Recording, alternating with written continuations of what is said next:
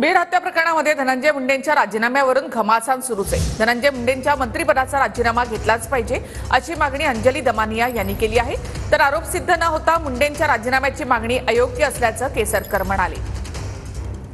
संतोष देशमुख हत्या प्रकरणात मुंडे मंत्रिपदाचा राजीनामा देत नाहीत, वाल्मिक कराडला अटक होत नाही तोपर्यंत आंदोलन करणार असल्याचं अंजली दमानिया म्हणाल्या।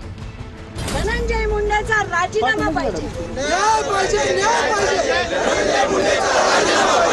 धनंजय मुंडेंच्या मंत्रिपदाचा राजीनामा हा घेतलाच पाहिजे असंही अंजली दमानिया म्हणाल्या।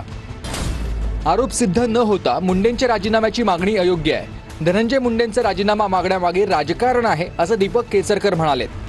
अशी जे गुन्हेगारी प्रवृत्तीचे जर व्यक्ती आमदार आणि मंत्री असेल तर असे लोक जेव्हा जातात अधिवेशनात बसतात याच्या विरुद्ध आपण सगळ्यांनी आवाज उठवून त्यांच्या मंत्रिपदाचा राजीनामा हा मिळाला। ज्यावेळेला पोलीस तपास असतो त्यावेळेला तो निपक्षपातीपणे झाला पाहिजे आणि त्याच्यामुळे कुठलाही आरोप जर धनंजय मुंडेंच्यावर सिद्ध झाला नसेल तर आता त्यांच्या राजीनाम्याची मागणी करण्याचं कुठलंही प्रयोजन दिसत नाही, कारण कुठल्याही गोष्टीमध्ये शेवटी राजकारण येतं। 3 फरार आरोपींना पकडण्यास उशीर होतोय हे चांगलं नाही, फक्त मालमत्ता जप्त करून चालणार नाही, सूत्रधाराला पकडणं आवश्यक आहे असं रामदास आठवले म्हणाले।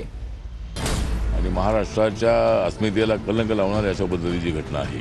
तर मला वाटतं की जे सूत्रधार आहे त्या सूत्रधारांना पकडणं अत्यंत आवश्यक आहे। जे 4 आरोपी पकडलेले आहेत आणि बाकीचे 3 आरोपी जे आहेत त्या 3 आरोपींना एवढा वेळ लागतो आहे ही बाब चांगली नाही आहे।